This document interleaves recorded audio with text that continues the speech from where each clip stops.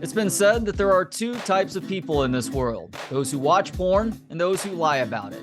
And while we are in a unique time in human history, with how easy it is to access pornography with technology, the fight between those who see pornography as a sign of societal degradation versus those who believe it to be a form of freedom of expression has been going on for centuries.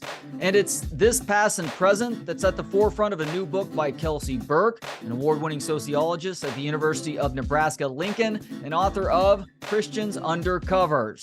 Her new book is titled The Pornography Wars, the past, present, and future of America's obscene obsession. Kelsy, thank you so much for the time. How are you doing today? I'm doing very well. How are you, Trey? I'm doing great, thank you. So you did not initially intend to write The Pornography Wars. So how did it come to be? Yeah, I have to say, when I was beginning my academic career, I didn't think I would write a book about porn. I'm a sociologist who studies religion mostly. I study conservative Christian communities and how they talk about sex and sexuality. And that is really how I learned that conservative evangelicals in the United States have a lot to say about pornography. And it was in that context that I started hearing these interesting messages about porn that surprised me because I was studying religious communities, that the conversations about porn were not necessarily about religious beliefs or morals, but what I was hearing was how pornography was physically addictive. And so they used a lot of medical and scientific language to talk about pornography and its harms. And I wanted to know more about that. And so I started on a path doing this work that eventually led to the book. And we will certainly get into the idea of pornography addiction near the end of this conversation. But first off, you provide some witty definitions of the term pornography via historian Walter Kendrick, who said it names an argument, not a thing, and former Supreme Court Justice Potter Stewart, who famously said, "I know it when I see it." But in providing context for the rest of this conversation, Kelsy, what is pornography? Yeah, that's a great question. The word itself comes from a Greek word that originated in the 1800s that literally translates to whore painters. It was first used to describe like erotic artwork, some of which was very, very old. But I use definitions from historians like Walter Kendrick, who says that pornography names an argument, not a thing, because my perspective as a sociologist is that we can't disentangle pornography as a medium from the meaning that society has attached to it. So the Supreme Court justice definition, we know it when we see it, that seems sort of not satisfying, but it's actually pretty accurate that it requires this sort of social consensus over what we deem to be the site of these deep public debates over sexuality and how it's represented in our society. Yeah, it's so subjective. I mean, it's like basic language. Like some people are offended by the word damn, whereas other people can say the word fuck freely and have no issues with it. The same thing exists with this idea of obscenity and pornography. That's right. Well, and we see like Florida is an interesting example where there has been attempts to ban Nora Roberts, the, romance writer, who I think for most of us would say like, that maybe doesn't count as pornographic, but the argument there was that it was too sexually explicit to be included in public or school libraries. So absolutely, these are definitions that are subjective and the source of a lot of heated debate. And you have some really great lines and sentences and even paragraphs throughout this book. And one of my favorite is actually at the very beginning of part 1. And I believe there's 4 total parts in this book. So I'm going to read it off and then I will ask you a question related to that. Like a long marriage, the details of America's fights over pornography may change, but each new dispute is a return to the same tensions. Debates center on the role of both religion and sexuality in public life, the boundaries of censorship and free speech, the autonomy and agency of those trying to make a living within a capitalist society, and gender inequality.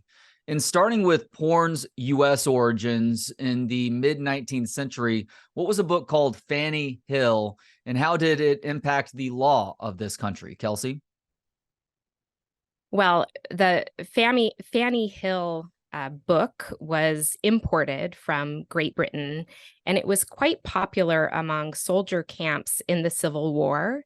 It told the tale of Fanny Hill, who became destitute and turned to prostitution in order to survive. It has many stories of her escapades with both clients and also fellow prostitutes, as is true with many erotic stories from the 19th century, really up through the 1950s. There's often this sort of morality arc where eventually Fanny Hill is able to marry and leave prostitution.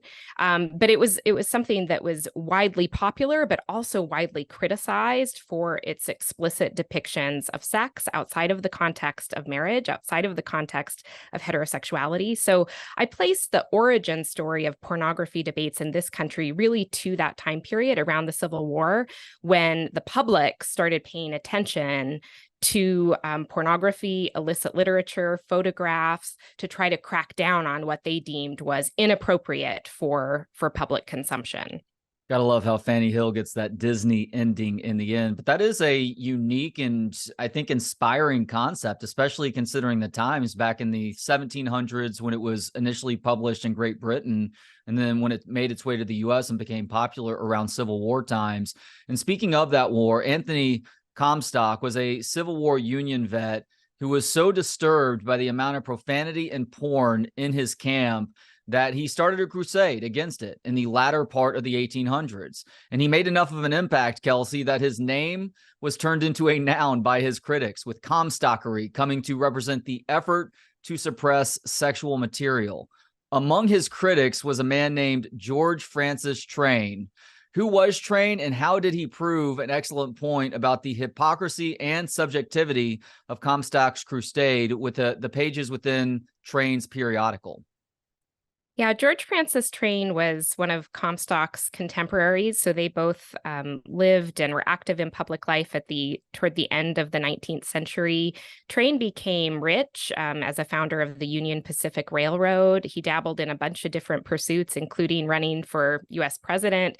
And he published this magazine periodical where he was arrested for that periodical on charges of obscenity. The press at the time speculated that this was all contrived just to gain media attention and publicity. But his argument in court, I write about it in the book because it really was sort of before its time, in that he argued that all of the passages that he published that were identified as obscene were in fact passages from the Bible. And so the question he posed to the court was, if nothing can be objectively sacred, then can it also be true that nothing could be objectively obscene? His case was eventually dismissed. He was never convicted of obscenity charges. We're going to fast forward now into the 1900s. Everybody is familiar with J. Edgar Hoover at this point, served as the director of the FBI for nearly 50 years, commonly believed that he was not only into cross-dressing, but possibly had a homosexual relationship with one of his top FBI lieutenants for much of that time as well. We're not going to speculate, though. You talk about it a little bit in the book. There's not hard evidence one way or the other that he did those things, but we do know that J. Edgar Hoover wanted to rid America of obscenity. What was something that he had the Bureau create near the end of World War II called the Obscene File? Yeah, well, J. Edgar Hoover sort of parallels Anthony Comstock in his moral convictions, but he has unprecedented power in the United States. So he serves as the director of the FBI for nearly 50 years, from 1924 to 1972. And it's around the time of World War II that he creates the obscenity file in the 1940s, where he pursues convictions on obscenity charges of a wide range of figures across the United States. It's estimated by the 1990s, there were over 100,000 cases in that file. It was distinct from another file the FBI kept during that time period, the sex deviant file, but there was overlapping targets and overlapping sort of perceived threat according to to J. Edgar Hoover in terms of threat to American decency and democracy. Now, why did both the pro and anti-porn sides of this conversation begin to feel empowered around 1957, a feeling that would last some 15 years?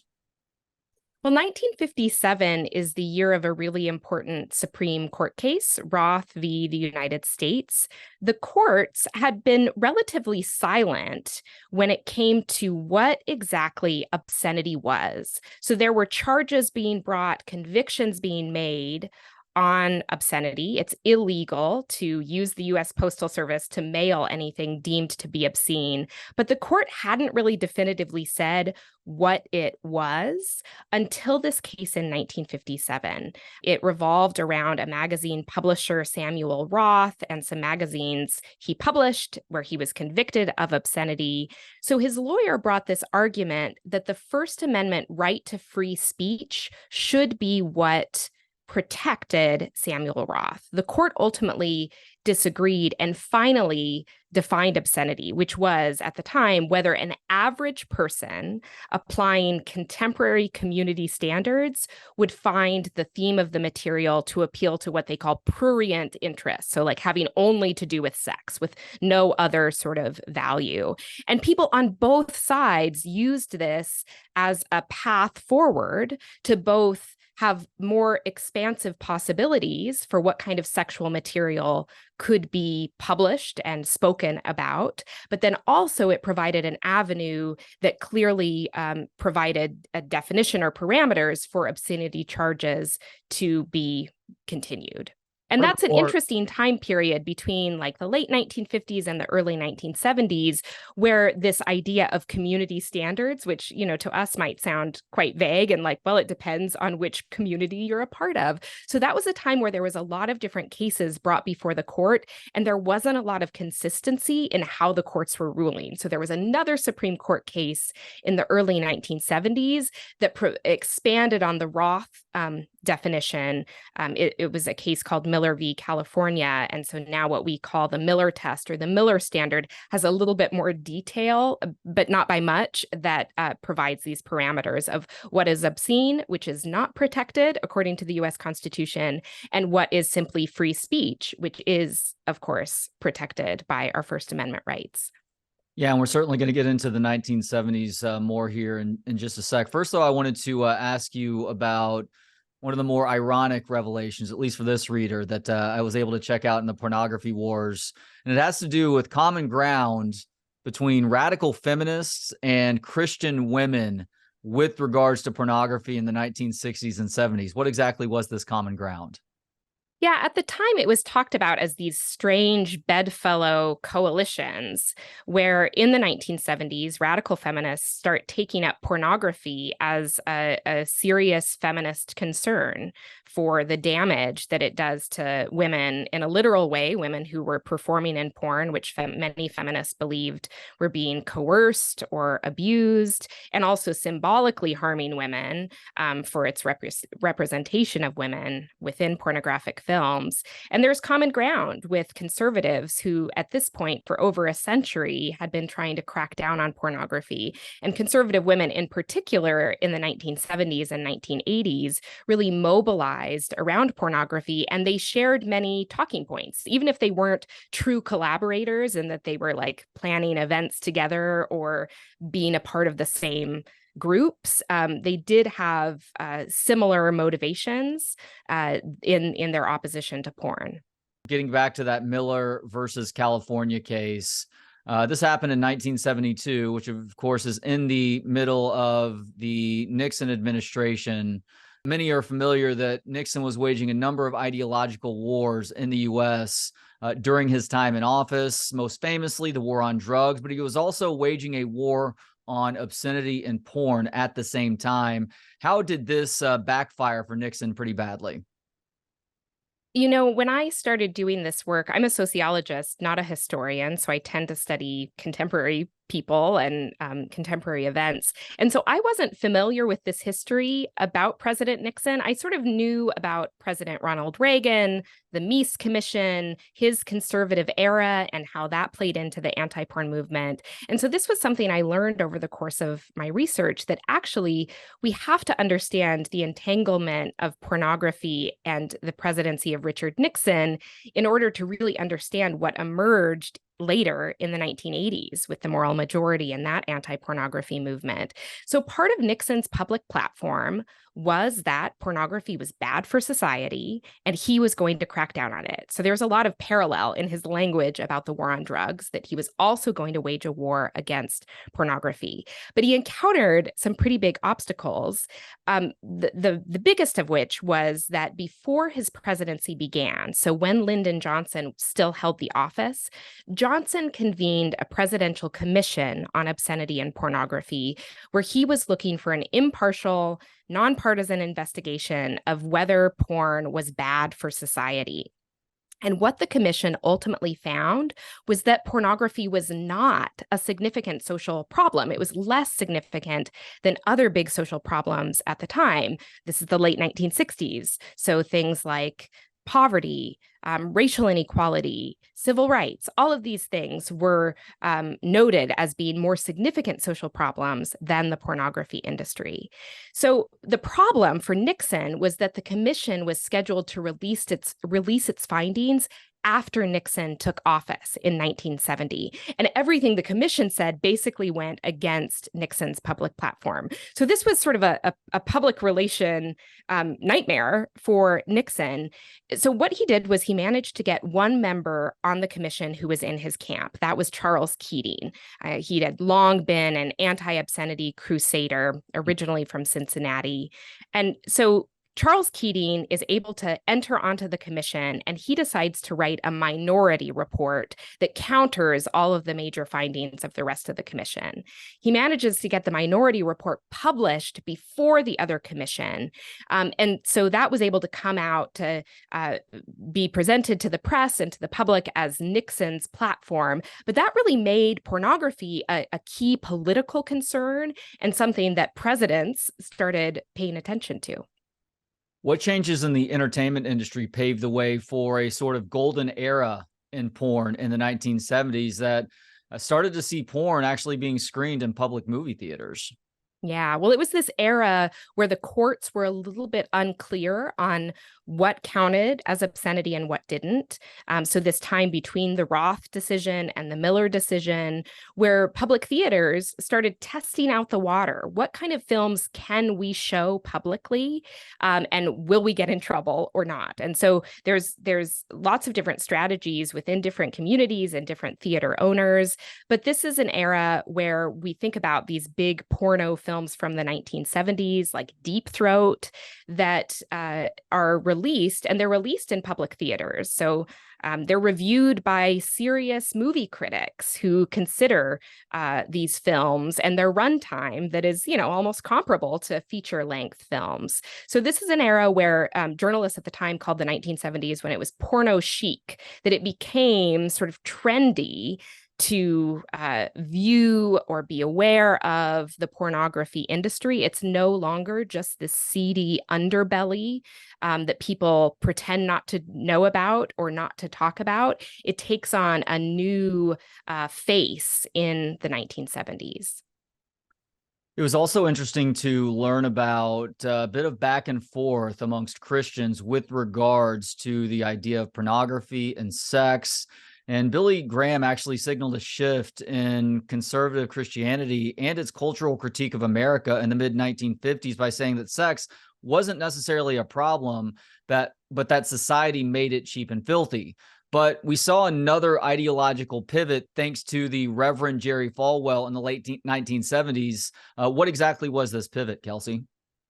Yeah, well, when we think about evangelical leaders, whether Billy Graham, whether Jerry Falwell, what they share in common is that they connect sexual morality to national identity, to what it means to be a good and moral American. So in that way, Jerry Falwell is just following this thread that had already been woven, that had already been established by evangelical leaders in the past.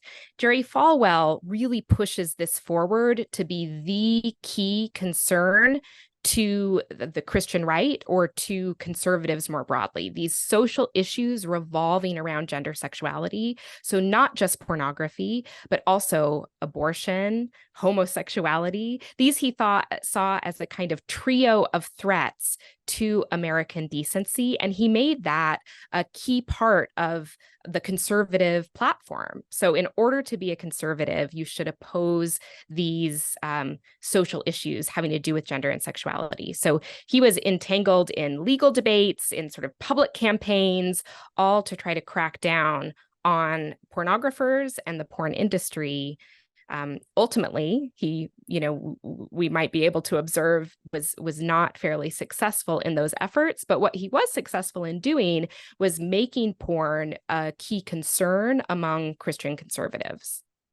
Well, and interesting to learn also, not that you spend a ton of time of this because it is maybe slightly off issue, but Falwell is majorly responsible for organized religion really entering the political arena too and endorsing candidates and things like that. Yeah.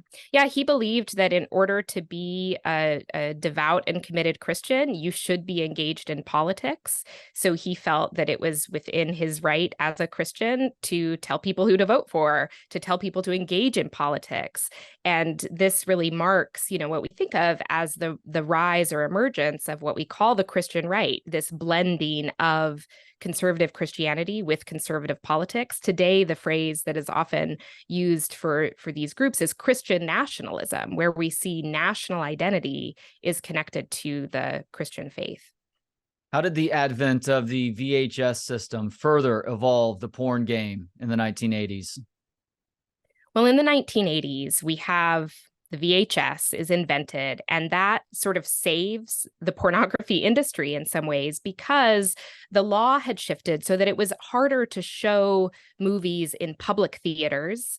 But now we have the possibility for home consumption or home viewership, which is something that the courts were very clear that they were not going to regulate what you did in your own home. And so the porn industry started making videos on VHS. Rental stores emerged at the time and were often quite successful in the beginning before feature films were putting their movies onto VHS tapes. Porno videos were ones that you could go to a store and rent, and that kept these stores in business in many cases in the early 1980s. So in some ways, the pornography industry paved the way for the rest of the entertainment industry that then quickly followed by putting their feature film releases after they were released in theater available for home rentals or home purchase. And then that very next decade, we get the advent of the internet. How much did the porn industry benefit from the added exposure, no pun intended, from the internet coming to be in the mid to late 1990s and early 2000s? I like to think of the relationship between the internet and pornography as sort of going both ways. So not only did the internet transform the porn industry, but the porn industry, in fact, transformed the internet. That it was actually the porn industry is what we give credit to streaming videos, online subscription websites, a lot of the things that we take for granted that many of us consume these days have traces back to the porn industry.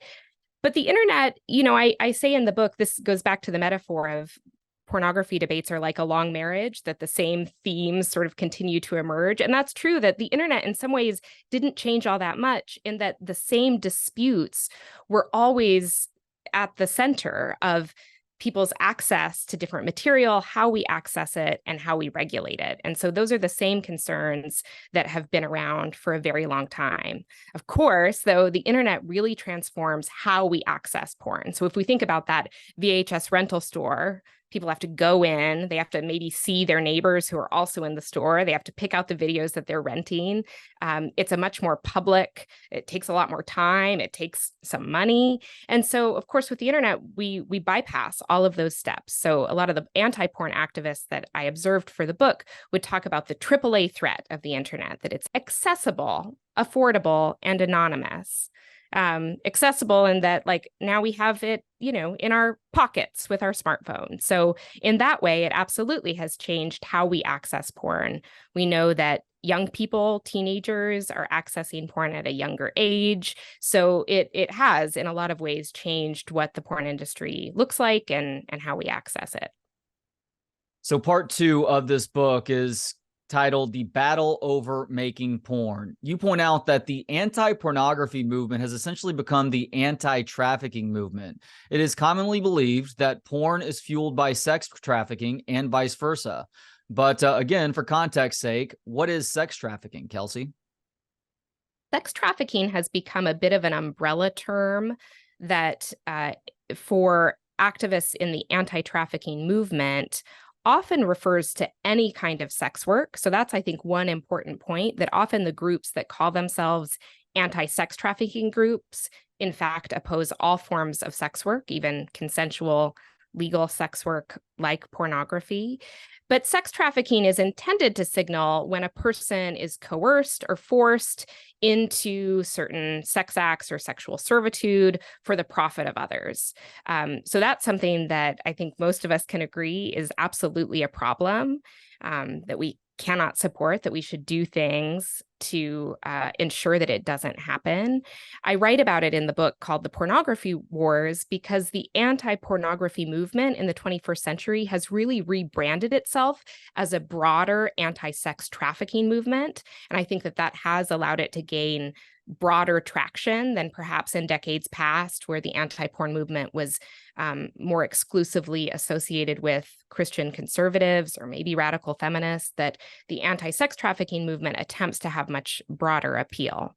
I am curious to know, though, because obviously we hear about this pretty regularly in the news, but how often is sex trafficking a part of the process of making pornography in modern times? Yeah, that's a really hard question to answer because it's very hard to get data on incidents of sex trafficking. We know, for example, so one law that was passed in 2018 called SESTA FOSTA, that's the acronym that combines a House bill and a Senate bill that attempts to crack down on sex trafficking using the internet, that in the aftermath of that bill having been passed, there are very few incidents of sex trafficking that were stopped as a result of that bill passing. And opponents of SESTA FOSTA say that it has actually made it more difficult to discover sex trafficking when it occurs, because people using the internet to post illegal content, for example, was one way that law enforcement was able to find sex trafficking networks and crack down at that. So the anti-pornography movement will tell you that basically any pornographic video you see may be likely an example of sex trafficking. The sex workers I spoke with, the people I spoke with who work in the pornography industry, say that it's uncommon and rare, that it is a problem that needs to be addressed. But much more common in the pornography industry are issues that are reflective in other sort of workplace environments: sexual harassment, being pressured to do things that you didn't, otherwise consent to, and you feel obligated to do those things because your agent, your director, somebody who sort of controls your paycheck is pressuring you into those things. So, and also just the stigma surrounding sex work, which makes it hard for sex workers to hold bank accounts, to get healthcare providers who understand their experiences, that all of those things are much more common problems that need to be addressed within the pornography industry than the problem of sex trafficking. That's not to downplay the problem of sex trafficking, but just to put it into context for those that I spoke with working in the industry. Yeah, I think that's an important thing to note. Now, you attended 2 conferences, one called Freedom from Sexual Slavery, or FFSS, and the other is called Sex Workers United, SWU. As the names would suggest, these are conferences fighting for opposite things, but you admit at being surprised at some of the similarities with each. What were the similarities?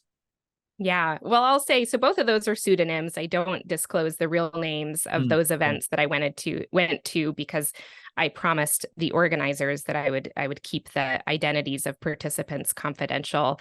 But I was surprised, for one, that I basically felt like I could fit in either space. So there was a wide range of participants in both spaces. There was certainly a representation of sort of 30-something women, professional looking like myself, who was there. There was also a large contingency of younger people in their 20s, often with tattoos or crazy haircuts, that they were present in both spaces.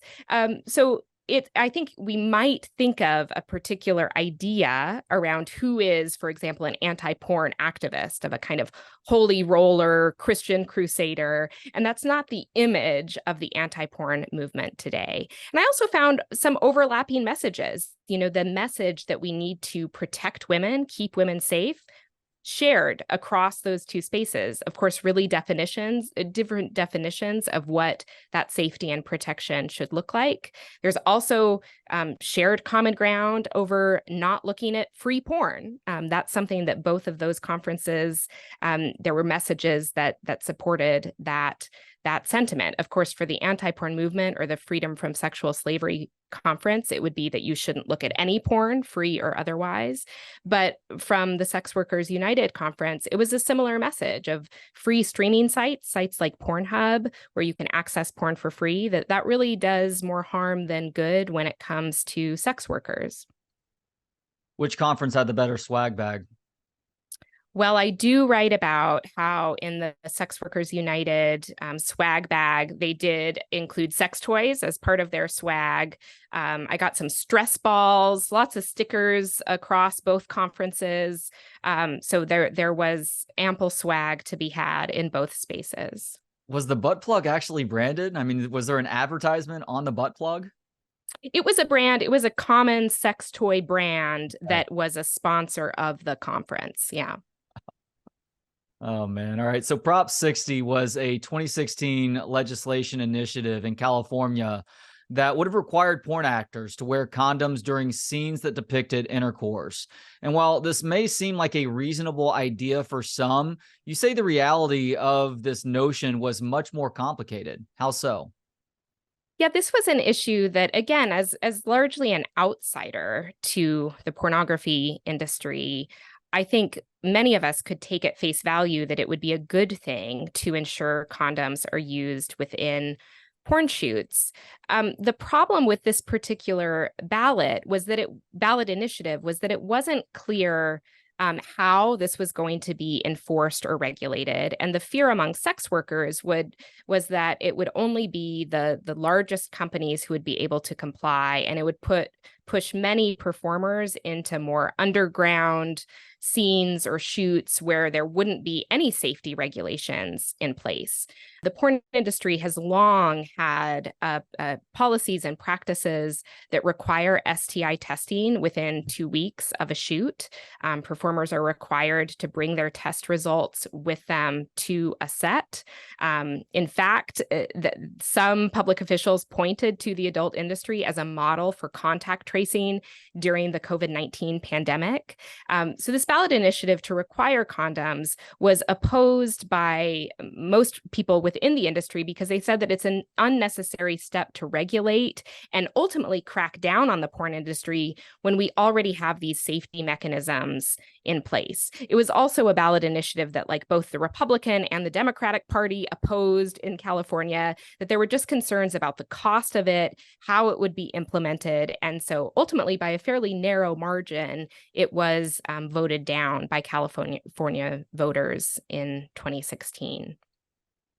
Generally speaking, Kelsy, I'm inclined to believe that assuming that a woman is completely free in her decision to participate in something obscene or pornographic, it's her choice. But there is always a gray area, even with the idea of autonomy. Who was someone that you call Jade in this book, and how does her story provide a horrifying example of the dangers that women face in this business, even if they seem in a position of total control over their own decisions?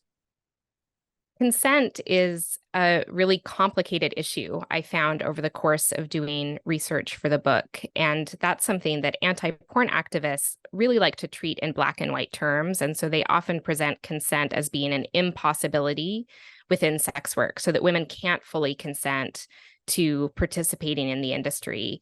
I heard a Jade story, which in many ways mirrored the stories I would hear from anti-porn activists, which involve direct abuse and coercion. So Jade was treated very poorly by her agents within the industry. She was sent to a shoot where she was told that there would be certain acts that she would have to perform and try, which she agreed to, but then where directors really extended what they had told her that shoot would entail.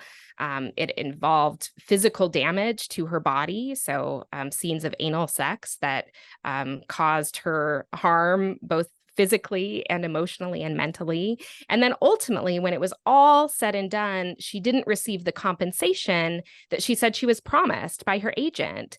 Her case was taken up by an advocacy group within the industry, and it was ongoing at the time of our interview, where she was trying to get back the money that she believed was owed to her.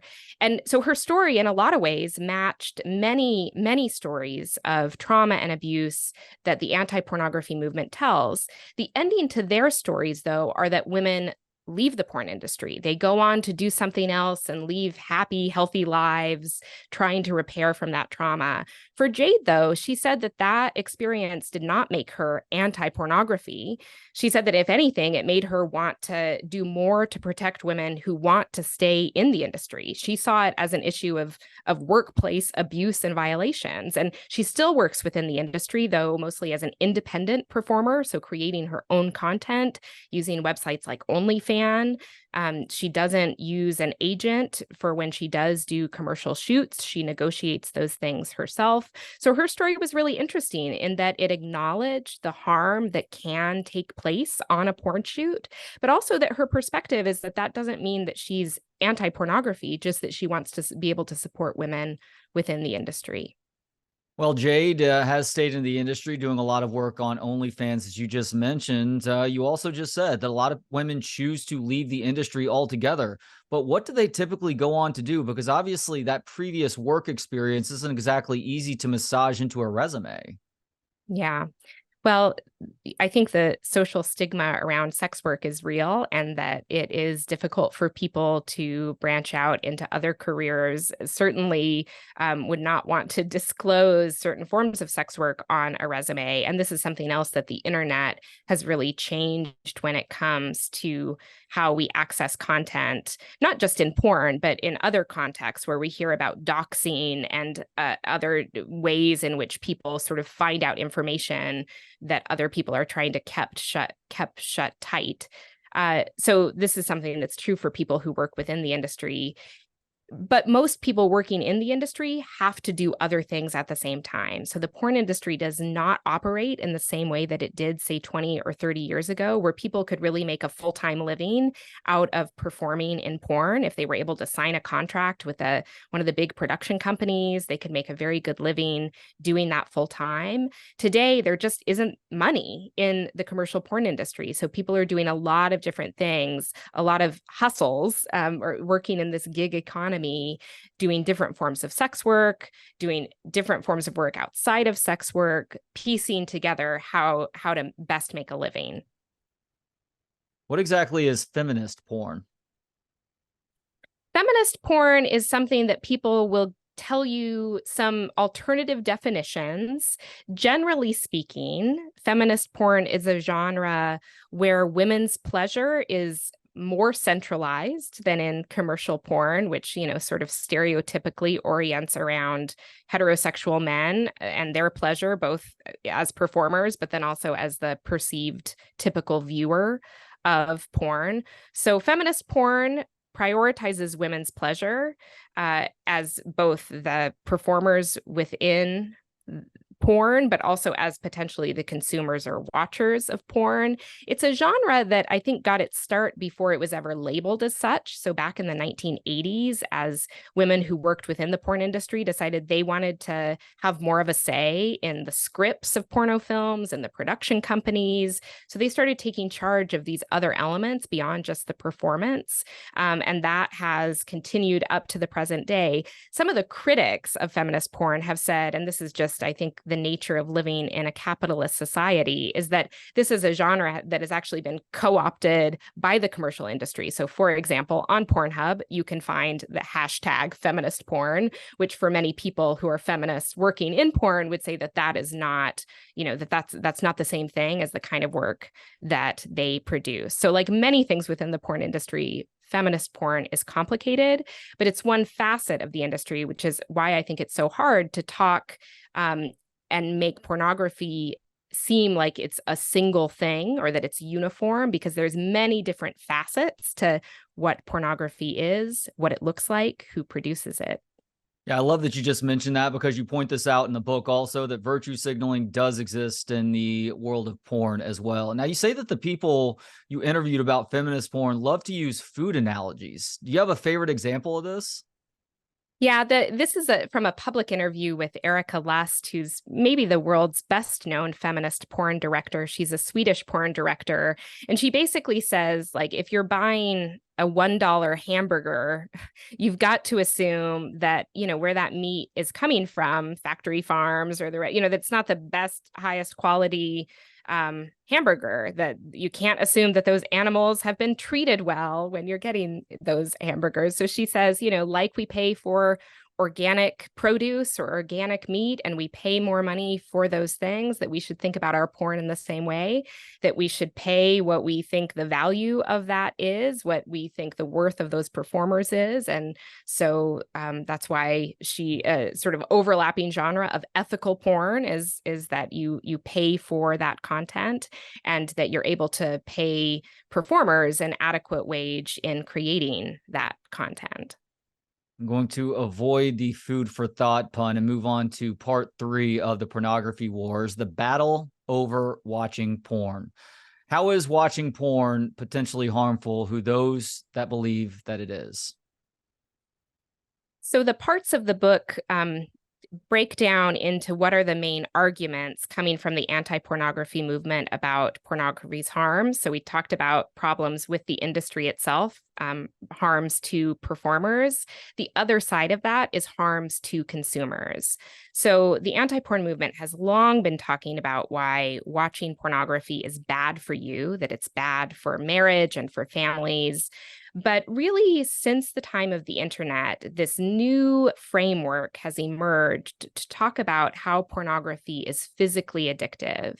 And that's because it's readily available on the internet. There's unlimited content that you can binge watch, that you can spend hours at a time, hours a day watching pornography. And for the anti-porn movement, that not only disrupts your beliefs about sex and sexuality, your potential relationships, they say it does all of that, but that it also, according to anti-porn activists, that it literally impacts the brain, that it changes how the brain functions and responds to sexuality and sexual pleasure. And for those reasons, so again, not having to do with any religious or moral qualms with pornography, they say pornography is bad for you.